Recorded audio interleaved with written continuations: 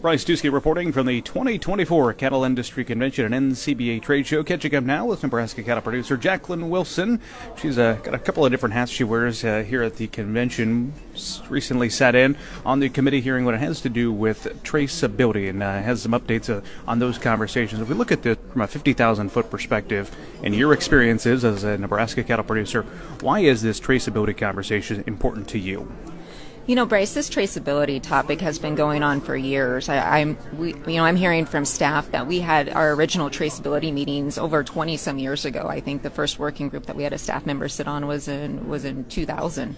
And I mean, and you look at it, and it's similar to some of those topics I think that are of, our producers are really passionate about, like brand property rights. Traceability is right up there with it, and there's such diversity on that topic, and so being able to come to convention and have these open, honest discussions, especially concerning policy and kind of the direction and movement that we want the industry to move, they're very important, definitely for our industry. The Nebraska Cattlemen has their policy book, and there's been policy set from the Nebraska perspective for quite some time now, as I understand it. What's that policy state? What's the Nebraska Cattlemen perspective here? Yeah, from the Nebraska Cattlemen standpoint, we have had policy on the books since before 2012 that Nebraska Cattlemen supports mandatory traceability. Now, how that policy came about is it came about through our annual convention and our meetings and the grassroots membership bringing those ideas forward, it being voted on by the members of Nebraska Cattlemen. And so there has been no policy changes within the last week, within the last month. I mean, this policy has been on the books since 2012 and before. And so it's something that, we carry here to our meeting. Now, how does that reflect in terms of comparing to NCBA's traceability? NCBA has in their policy, it's voluntary traceability. And so, it becomes a challenge, especially when I'm here and I represent both Nebraska Cattlemen and also NCBA. So I feel in a roundabout way I represent all producers, but depending on that time frame, we have to look at what our members want, both from not only Nebraska Cattlemen standpoint, but also from the NCBA standpoint, and hopefully bring policies that are solid and that are progressive. And that is, I feel, what we got accomplished today. What is the exact policy that NCBA is moving forward? Still maintaining the voluntary front? Yes, it is. NCBA has not changed their stance on voluntary traceability. It is still voluntary traceability at this time as it reads in NCBA policy. The policy that was adopted today in the Cattle Health and Wellbeing Committee was an amendment to a current policy that's been on the books, which supports for enhanced animal disease traceability systems. Some of the wording that was added is that NCBA will supports adoption and implementation of EIDs for interstate movement of all cattle 18 months and older. So what does this mean? I mean, I've been hearing a lot of talk in the countryside, especially in Nebraska, and there's a lot of misinformation out there that has garnered a lot of momentum that has not true and full of falsehoods. And I think one of the things that we need to realize is, when we send out falsehoods in our industry, it dampers progression. And I can't be more disappointed in some of those falsehoods that got out this week. And at the end of the day, what this policy does is it's saying that we support EID tags for interstate movement. That means those metal tags that you clip in the ear of a cattle when you send it over state lines, we're asking them to be replaced with the EID tag. Okay, this is already mandatory by USDA. This is not something new or out there we're bringing out of nowhere. This is already mandatory. All we're saying is we support this. Along with that, there was also a directive that was introduced to support for traceability education, partnership, and implementation. And this is going to be where NCBA will continue to engage with agriculture stakeholders to educate producers about the value of animal disease traceability efforts and promote adoption of EID device tags. So that is all that came out of animal health and well-being today. So I really wish the rumors in the countryside would quit, because it's really, like I said, it's really frustrating, to be here, to be representing all aspects of the cattle industry in Nebraska, and yet there's all these rumors going back home where people that aren't even here aren't even seeing how policy works and how policy is adopted, and they're continuing to speak and without having the facts. Well, you can correct this how I see it, being a member of the media here attending the Cattle Industry Convention, but part of this is how policy creation works. This is the sausage that people don't want to see how it's made, of the conversations to each other throughout the convention and then ultimately within this committee structure, right? Absolutely. Bryce and I have been involved in policy discussions here for over a decade. Being a member of the Resolutions Committee, I've chaired NCBA's Resolutions Committee 2 separate times, so I feel like I've seen the big in-depth policy book that NCBA has.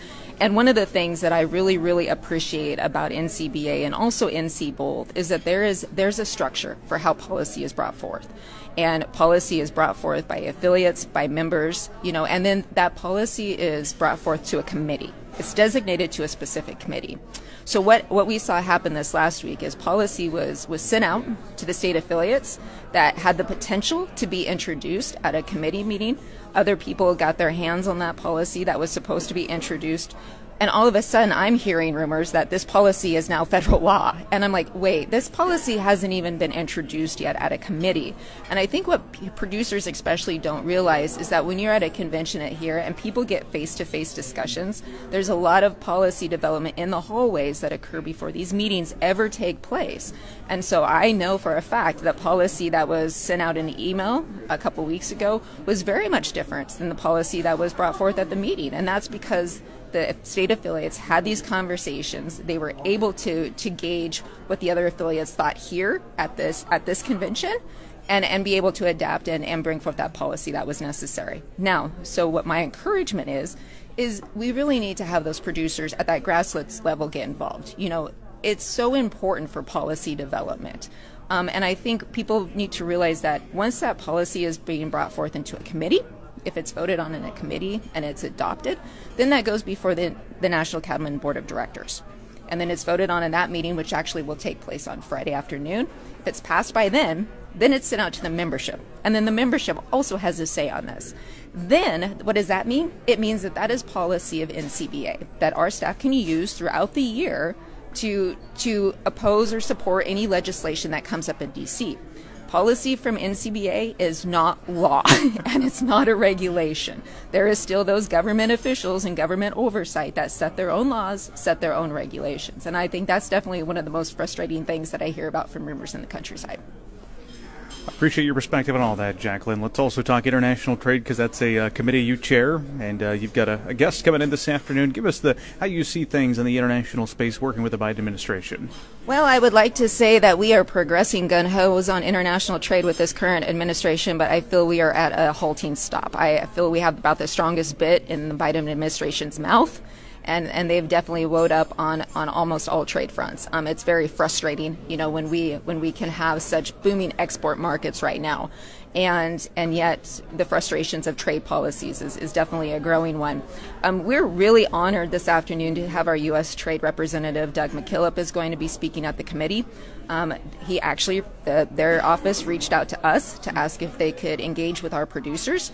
And I think what's really exciting is we're going to take that time. Of course, we sent some scripted questions to him prior, but at the same time, we're opening dialogue up to our constituents that are going to be sitting in that meeting to be able to go ahead and throw out their concerns and questions that they have. Some of those things I see coming out are definitely talks on trade policies. I would personally not be surprised if Paraguay imports was a huge topic that came up, and also some of those other discussions I think that are really important, not only to producers in Nebraska, but producers all over the U.S. And Nebraska officials continue to press USDA on that Paraguay beef. Just heard from Director of Ag Sherry Vinton over the weekend. Says they haven't heard back yet on that front. I just want to give you the final word. Anything else you want to share with us here at the 2024 convention? I think it's a blessing to be able to come here and not only support and represent the cattle producers of Nebraska Cattlemen, but also, be able to interact with cattle producers from all over the U.S. It's been a challenging week, definitely with all the rumors, false information, and some of those topics out there. I know both my phone's been ringing off the hook all week, as has a number of our staff and leadership. And I think, at the end of the day, one of the comments that I heard a while back is sometimes we in the ag industry, especially the beef industry, have a tendency to circle the wagons and start shooting inwards. And I think these topics of conversation are important. They need to be discussed. But there's definitely a way about discussing them that we can make sure that we have all the facts and information first before we go and open up the floodgates of rumors. And so hopefully that's something that we've learned by this, all of us, both NC and then also I think some of the producers in Nebraska. And I'm hoping that we can continue to propel our great industry forward, because at the day, Nebraska is the beef state. And in order to be called that, we need to make sure that we ensure a safe, healthy cattle supply chain. Nebraska beef producer Jaclyn Wilson, our guest here in Orlando, Florida on the Rural Radio Network. I'm Bryce Duskett reporting.